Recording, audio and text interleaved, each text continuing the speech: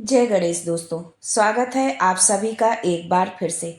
गणपति बप्पा आप व आपके परिवार पर अपनी कृपा दृष्टि सदा सर्वदा बनाए रखें। दोस्तों, यदि आप अपनी लाइफ में नया कुछ सीखना चाहते हैं तो चैनल को सब्सक्राइब जरूर करिएगा। दोस्तों, चैत्र नवरात्रि आने वाली है। चैत्र नवरात्रि के मौके पर देवी के अलग अलग रूपों की पूजा की जाती है। नवरात्रि के पहले दिन कलश स्थापना के समय ही अखंड दीपक माता के समक्ष जलाया जाता है। इस दीपक को पूरे 9 दिनों तक लगातार जलाना होता है, इसीलिए इसे अखंड ज्योति या अखंड दीपक कहा जाता है। इस ज्योति का बुझना अशुभ माना जाता है। अगर ये लगातार जलती रहती है तो परिवार में खुशहाली और संपन्नता आती है। जीवन के सभी कष्ट दूर होते हैं। अखंड ज्योति के कुछ नियम होते हैं जिन्हें जानना और उनका पालन करना बहुत जरूरी होता है। अगर आप भी इस नवरात्र में अपने घर में अखंड ज्योति जला रहे हैं तो एक बार ये वीडियो आप जरूर देखें और क्या नियम है इसको आप जरूर जानें और उन नियमों का आप पालन भी करें। तो आइए जानते हैं अखंड ज्योति जलाने के नियम। ज्योति के बुझने से कैसे बचाएं, अखंड ज्योति को जलाते समय बोलने वाला मंत्र क्या है और किस तरफ हम अखंड ज्योति किस दिशा में रखें, उसकी लौ किस दिशा में होनी चाहिए और किधर लौ जाती है, किस दिशा में होती है तो उसका हमें क्या फल मिलता है और किस मनोकामना के लिए हम किस तरह से अखंड ज्योति जलाएं, ये सारी जानकारी आपको आज के इस वीडियो में मिलने वाली है। लेकिन ये सब जानने से पहले आपसे रिक्वेस्ट करती हूँ कि वीडियो को लाइक करिएगा, दोस्तों को शेयर कर दीजिएगा और अगर आपने अभी तक चैनल को सब्सक्राइब नहीं किया है तो चैनल को सब्सक्राइब करके बेल आइकन जरूर दबाइएगा। दोस्तों, अखंड ज्योति को इस उद्देश्य से जलाया जाता है कि घर की नकारात्मकता का अंत हो, परिवार की बाधाएं समस्याएं जो भी हैं वो सब दूर हो और परिवार में खुशहाली और संपन्नता आए। इसलिए ज्योति को प्रज्वलित करने से पहले ये मंत्र जरूर आप बोलें। मंत्र है शुभम करोति कल्याणम, आरोग्यम धन संपदाम, शत्रु बुद्धि विनाशाय, दीपम ज्योति नमोस्तुते। मंत्र एक बार फिर से आप सुन ले। शुभम करोति कल्याणम, आरोग्यम धन संपदाम, शत्रु बुद्धि विनाशाय, दीपम ज्योति नमोस्तुते। अखंड ज्योति जलाते समय उसे कभी भी जो है सीधे आप उसको जमीन पर बिल्कुल भी ना रखें। दीपक रखने के लिए पहले किसी अन्न, जौ, चावल या गेहूं की आप ढेरी बना लें, उसके ऊपर दीपक रखें। यदि आप चावल के ऊपर रख रहे हैं तो आप चावल को रंग लें, जो है हल्दी से रंग लें या किसी कलर से रंग के और अष्टदल कमल बनाएं और उसके ऊपर जो है आप दीपक को प्रज्वलित करके रखें। यदि आप घी से अखंड ज्योति जला रहे हैं तो दाईं ओर रखें। जो आपने माँ की चौकी लगाई है उसके दाहिनी ओर आप अखंड ज्योति को रखें। और यदि आपने तिल के तेल से जलाई है तो अखंड ज्योति को बाईं ओर रखें। ज्योति को लेकर आप ये ध्यान रखें कि ये बुझने ना पाए। इसमें समय समय से आप तेल डालते रहें, उसकी बत्ती बढ़ाते रहें। जो है तेल घी जो भी आप दीपक में डाल रहे हैं वो समय से डालते रहें, उसकी बत्ती पर भी ध्यान दें। कभी कभी क्या होता है कि घी तेल तो दीपक में होता है लेकिन वो बत्ती जलते जलते उस जो है बुझ जाती है, तो इसका भी आप जरूर ध्यान रखें। हवा से बुझे ना, इसके लिए आप ज्योत पर कांच लगा सकते हैं, कांच का शीशा रख सकते हैं जो है उस पे। अगर आपने घर में अखंड ज्योति जलाई है तो इसे पूरी तरह से आप अकेला ना छोड़ें और ना ही घर में आप ताला लगाएं। बहुत लोग घर में माँ की स्थापना करते हैं, अखंड ज्योत जलाते हैं और कुछ लोग यदि घर में नहीं जला पाते तो किसी न किसी मंदिर में, माँ के मंदिर में जो है अखंड ज्योति जलाते हैं, पंडित जी को दे देते हैं तेल और वो उसकी जो है पूरे नियम से वो ज्योति को जलाते हैं। तो यदि आप घर पर आपने ज्योति जलाई है तो घर को आप अकेला बिल्कुल भी ना छोड़ें। आप जिस दीपक में ज्योति जला रहे हैं वो दीपक अच्छी तरह से साफ होना चाहिए।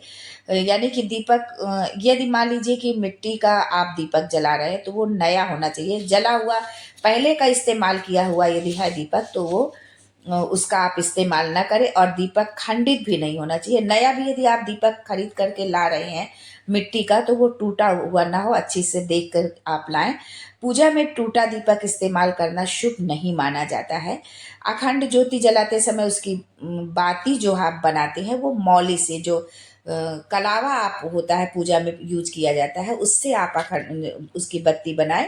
और उसको बत्ती बनाना कैसे कि अपने आप हाथ से सवा हाथ जो है उसको नाप लें और उसको फिर डबल करके जैसे बत्ती को ऐंठते हैं वैसे बाती आप बना लें। और फिर जो है आप इसको अखंड ज्योति में इसकी जलाए तो बत्ती जो है जलती रहेगी लंबे समय तक जो है। यदि आपने मिट्टी का दीपक यदि आप जला रहे हैं तो उसको एक दिन पहले आप पानी में भिगो के आप उसको रख दें, उसके बाद उसको जो है अखंड ज्योति के लिए उसका प्रयोग करें। 9 दिनों तक ज्योति के जलते रहने का आपको पूरा ख्याल रखना होता है। 9 दिन पूरे होने के बाद ज्योति को बुझाना नहीं होता है कि 9 दिन पूरे हो गए और घी तेल है तो भी आपने ज्योत को बुझा दिया, ऐसा आपको भूल कर भी नहीं करना है। नेचुरल स्वाभाविक रूप से जब तक वो जले उसको जलने दीजिए, जब अपने आप बुझ जाए तो वो बुझ जाने दीजिए। ईशान कोण यानी उत्तर पूर्व दिशा को जो है देवी देवताओं का स्थान माना जाता है। ये हम अपने वीडियो में कई बार इस बात को बता चुके हैं और पुनः ये दोहरा रहे हैं कि जो ईशान कोण होता है यानी उत्तर पूर्व का जो कोना होता है वो उस दिशा को देवी देवताओं का स्थान में, मतलब उस दिशा में देवी देवताओं का निवास स्थान होता है। इसलिए अखंड ज्योति पूर्व और दक्षिण कोण यानी आग्नेय कोण में रखना शुभ माना जाता है। मतलब उत्तर पूर्व दिशा की ओर तो आप जो है माँ की प्रतिमा रखें, माँ की चौकी लगाएं आप, लेकिन जो आप दीपक रख रहे हैं उसको पूर्व दक्षिण कोण में आप रखें यानी आग्नेय कोण में आपको रखना है। ध्यान रखें कि पूजा के समय ज्योति का जो मुख है वो पूर्व या उत्तर दिशा में होना चाहिए। अखंड ज्योति जलाने से पहले हाथ जोड़कर श्री गणेश, माँ दुर्गा और शिव जी की आराधना करें। दीपक प्रज्वलित करते समय यदि आपकी कोई विशेष मनोकामना से आप अखंड ज्योति जला रहे हैं तो आप अपने मन में उस कामना को सोच ले, उसका ध्यान करते हुए माँ से प्रार्थना करें कि पूजा की समाप्ति यानी 9 दिन के समाप्ति के साथ ही जो है माता रानी आपकी मनोकामना पूर्ण कर दे, ऐसी माँ से प्रार्थना करें आप। यदि अखंड ज्योति की लौ पूर्व दिशा की ओर है तो आयु में वृद्धि होती है। दीपक की लौ यदि पश्चिम दिशा की ओर है तो रखने से धन लाभ होता है। दीपक की लौ दक्षिण दिशा की ओर रखने से हानि होती है, इसलिए दक्षिण जो दीपक की लौ है वो दक्षिण दिशा की ओर आप बिल्कुल न भी न रखें। ये हानि किसी व्यक्ति या धन के रूप में भी हो सकती है। अखंड ज्योत की गर्मी जो होती है उसका जो गर्माहट होती है वो दीपक से 4 अंगुल चारों ओर अनुभव होना चाहिए। 4 अंगुल तक जो है दीपक की वो गर्मी होनी चाहिए। ऐसा दीपक जो है भाग्योदय का सूचक होता है। दीपक की लौ सुनहरी जलनी चाहिए, इससे आपके जीवन में धन धान्य की वर्षा होती है और व्यापार में प्रगति होती है। अगर अखंड ज्योति बिना किसी कारण के स्वयं बुझ जा रही है तो घर में आर्थिक तंगी आने की संभावना रहती है। ये संकेत होता है कि घर में आर्थिक तंगी आएगी यदि बिना कारण के जो है दीपक बुझ जाता है तो। दीपक से दीपक जलाना अशुभ माना जाता है, ऐसा करने से रोग में वृद्धि होती है और मांगलिक कार्यों में बाधाएं भी आती हैं। लेकिन जब आप नवरात्र के दौरान अखंड ज्योति जलाते हैं तो कभी कभी क्या होता है, हम उसमें घी तेल जो भी डाल रहे हैं डालते समय या दीपक की बत्ती बढ़ाते समय दीपक बुझ जाता है और अखंड ज्योति यानी दीपक बुझना नहीं चाहिए। तो ऐसी स्थिति में हम उसी लौ से एक दूसरा दीपक जो है, एक छोटा दीपक जला करके रख लेते हैं और उसके जलाने के बाद फिर हम जो है दीपक में जो है तेल घी जो भी डाल रहे हैं वो डालते हैं, बत्ती बढ़ाते हैं और जो दूसरा दीपक आपने जलाया है फिर उससे जो है अगर बुझ गया है तो उस लौ से आप उस अखंड ज्योति को फिर से आप जला सकते हैं। लेकिन जो आपने छोटा दीपक जलाया उसको भी आप बुझाएंगे नहीं, जब तक वो जले तब तक वो जलता रहे, जो है आपको अपने आप से बुझाना उसको नहीं है। इस बात का आप जरूर ध्यान रखें। लेकिन यदि साधारण तौर पर यदि हम क्या करते हैं कि मान लो दीपक जलाए या कहीं हम मंदिर कहीं धार्मिक स्थान पर पूजा करने जाते हैं और दीपक यदि मान लो माचिस ले जाना भूल गए या हवा है या दीपक नहीं जल रहा है तो कोई दूसरा दीपक जला हुआ रखा है तो उससे हम दीपक जला लेते हैं, तो ये वाली गलती आपको नहीं करनी है। दीपक से दीपक नहीं जलाना चाहिए जो है। मिट्टी के दीपक में अखंड ज्योति जलाने से आर्थिक समृद्धि आती है। यदि आपने मिट्टी का जो है पात्र लिया हुआ है अखंड ज्योत जलाने के लिए, तो आर्थिक समृद्धि आती है और चारों दिशाओं में आपकी कीर्ति का बखान होता है, आपकी कीर्ति यश आपका बढ़ता है।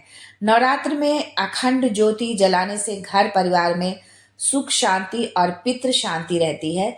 शुद्ध घी का दीपक जला रखने से घर परिवार में त्वरित शुभ कार्य संपन्न होते हैं।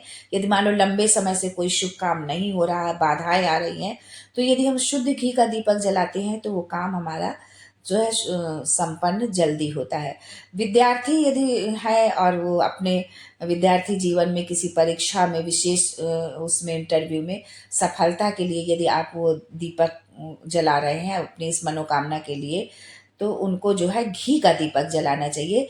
अगर आप वास्तु दोष से परेशान हैं तो उसे दूर करने के लिए वास्तु दोष वाली जगह पर जो है तिल के तेल का आप दीपक जलाएं।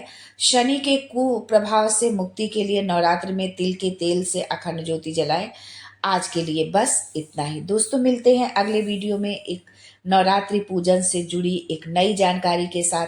तब तक के लिए जय Ganesh and thanks for watching my video.